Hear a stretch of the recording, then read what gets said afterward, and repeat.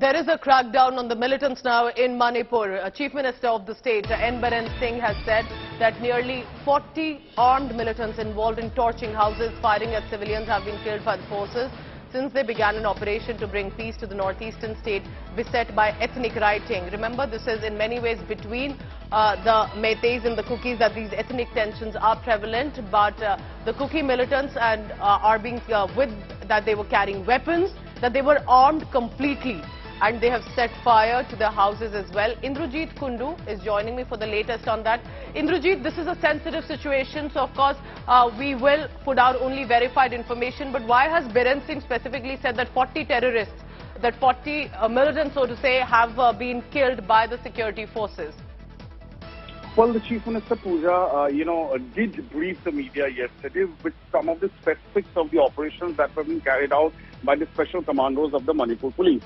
Remember, the Chief Minister clearly gave some facts and figures as well, saying that over past several hours, the Manipur police commandos, along with the army officials, have been conducting joint operations in various parts of Manipur.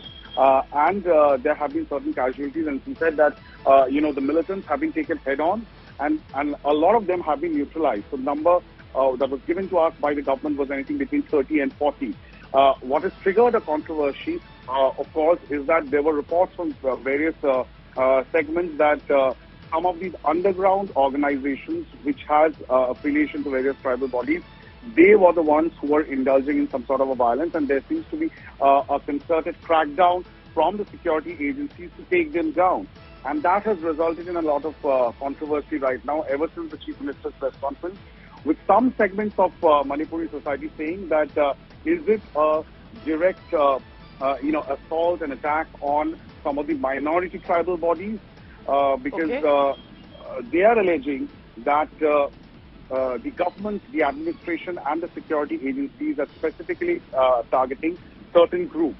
Now that seems to be, being challenged by the government at this point. So that's one of the reasons that he's mentioned that. Now remember, do tell us a little bit, if you can, possibly, Indrajit, about this narco-terrorism, poppy cultivation that was also attacked, and that is the reason that Kuki militants are being referred to, that they were carrying weapons. Meiteis are saying they are being targeted by them, and I understand this is a lot of cross claims coming in right now from Manipur. Can you tell us more about that? There is a lot of background to it. It's not as immediate of a disturbance as it seems. It has been going on for many months now.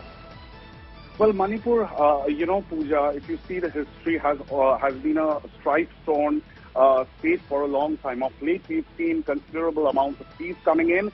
It has been one of the states where the Armed Forces Special Powers Act has been in place for a long period of time. And the symbol of resistance, Iram Sharmila Chanu, sitting on dharna and going on an indefinite fast for 18 years from this very state. So it's not like Manipur has not had a troubled and checkered past. There have been several underground insurgent groups that have been very active in Manipur in several specific parts of Manipur. And we've seen how violence has marred the history of Manipur. In that backdrop, in the recent past, we've seen considerable amount of peace, but this flare-up ever since the first week of May has once again given rise to some of these insurgent groups who have certainly become active in certain pockets, and they have their affiliations to various bodies. Now, there is claim and counterclaim with, the Meitei community claiming that there are Kuki militants who are behind the attack, the Kuki community who are in fact the minority tribal community residing in Manipur. Their bodies are saying that it is an aggression from the majority Meitei community. So the truth lies somewhere in between, but the situation, of course, on the ground remains very volatile. And due to the security and law and order challenges... And also clearly, apart from the Hill and Valley issues, it's the border with Myanmar that's not helping, because many of the beliefs that there are some terrorists trying to infiltrate into Manipur from Myanmar as well. A lot of these claims also have been coming in. It's a tense situation, but we will ensure that Manipur gets its due coverage. The situation is tense again. We'll try and get you more details. This is important because Home Minister Amit Shah is visiting Manipur today, and we'll be tracking the latest on that. Thank you very much, Indrajit Kundu, with the latest this morning on the First Up.